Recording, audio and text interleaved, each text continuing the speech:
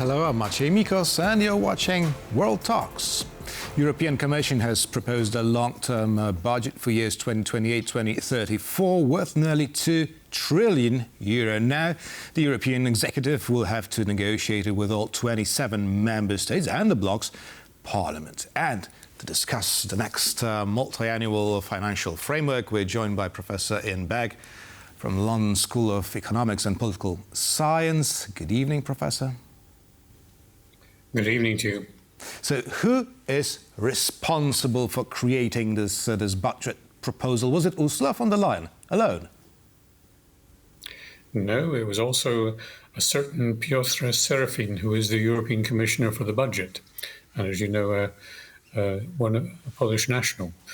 But I think it was the whole Commission in the end, because there was rumoured to be a very severe row going on in Brussels yesterday before the proposals were released, particularly pitting the Regional Policy Commissioner against the hardliners who wanted to do different things.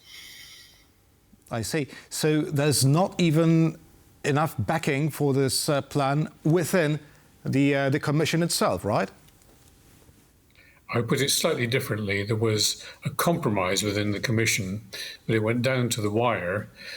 Piotr Serafin was supposed to present it to the European Parliament yesterday at 12:30. He eventually showed up, as you can see on your screen, at nearly 1600, 3.5 hours after he was originally scheduled, and that was because there's a continuing dispute going on inside the Commission about key elements of the proposal. And how are European lawmakers reacting to the new plan? In one word, badly.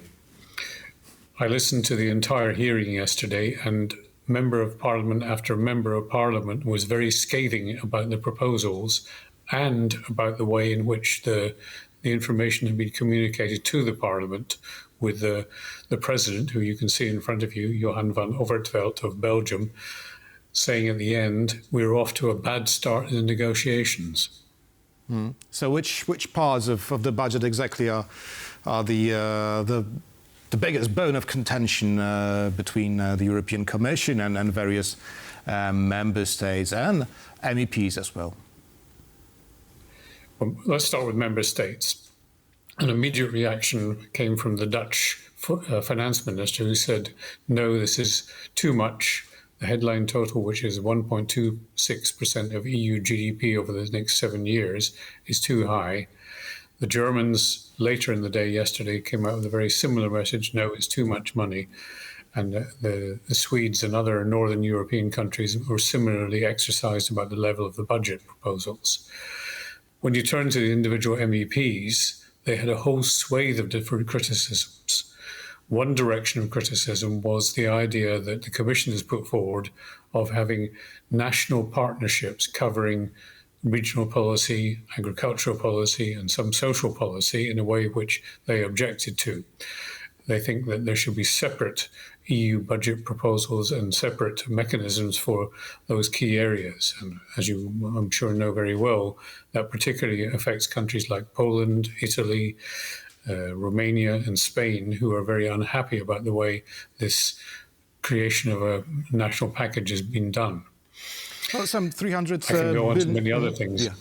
Some 300 billion euro has been allocated for agricultural purposes. I'm wondering whether it's enough, and should we expect more farmers' protests in Brussels? You shouldn't just expect more farmers' protests; they are a certainty. Already, yesterday, the French agriculture lobby was very up in arms about all this, saying, no, you can't cut farmers out of the story. But the other side of this is that for decades now, farmers have been a major priority within the EU budget, which means that many other things get crowded out. The problem, in one sense, is very straightforward. If you have a budget which is barely over 1 percentage point of EU GDP, and you want to support defence, competitiveness, foreign action, agriculture, regional development, etc., it's very hard to squeeze it all into that relatively limited, even though it's a big overall number, relatively limited share of the EU GDP. That's the core problem. Today I have a chance to talk to Zoltán Darvas from Bruegel think tank, and he says that, well, despite what Ursula von der Leyen claims, this budget is not as ambitious as it should be, because it leaves a gap of some 800 billion euros, which you have already touched upon. So do you think that member states should pay more to be more competitive towards the US and China? And could they agree to do it? I know Zsolt Darvas very well, and a friend of mine, so I know his attitude towards this, which he would like to see far more of the EU budget devoted to one of the four broad areas that's in it, namely competitiveness. But I'll make a bet now, and I can make the bet later with Zsolt, that the thing that will be squeezed from the Commission proposals is precisely the competitiveness proposals, in favour of mollifying the farmers and the regional authorities who were objecting to the cuts to the farm budget and the cohesion policy budget. It happened last time around, it happened the time before. There's every reason to believe it will happen again. Now, will member states pay more? The simple answer again is no. We've already seen the reaction of the Dutch, German and Swedish governments, all of whom are net payers into the EU budget. They've already been told by the Commission proposals that their rebates will be cancelled, and they're going to object to that. And one way that they can achieve the outcome they want is to lower the share of EU GDP that the budget constitutes. So I would expect that to be part of their tactics in dealing with this. There's one other factor which bears on this, which is the massive programme of investment called Next Generation EU was based on loans taken out by the European Commission. Those loans have to be repaid, and part of the increase proposed by the Commission is precisely to repay those loans, which squeezes the amount available for other activities. So it's going to be an almighty fight over the next 18 months or so before the budget is agreed. Well, Professor, the times are challenging, and Ursula von der Leyen stated, we are investing more in our capacity to respond and more in our independence. Now, still, I'm wondering whether it's enough.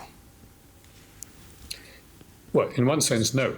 Because if you want the EU level to be active in promoting European competitiveness, in realising the objectives we hear so much about concerning strategic autonomy, fighting the Russians, fighting the Americans, fighting the Chinese for markets, if you want all these things to be done at European level, you would need a significantly higher budget. But we should not forget that the EU is not a United States of Europe. It's a United Europe of states, and those states dominate. States which are going to be opposed to a higher budget, we can enumerate them. They may even include Poland soon, because Poland is becoming an increasingly prosperous country relative to others. And at some stage, Poland is going to say, we don't want to be paying for this either. So I think it's going to be very hard to persuade sufficient member states to agree to a significant increase in the EU budget. And I would say the more likely outcome is that the Commission proposal will be whittled down by a form of what you might call salami slicing, slice a bit off here, slice a bit off there, until it comes back to the sort of level it's been at in the past. Now, Poland has its dispute with the European Commission over the rule of law.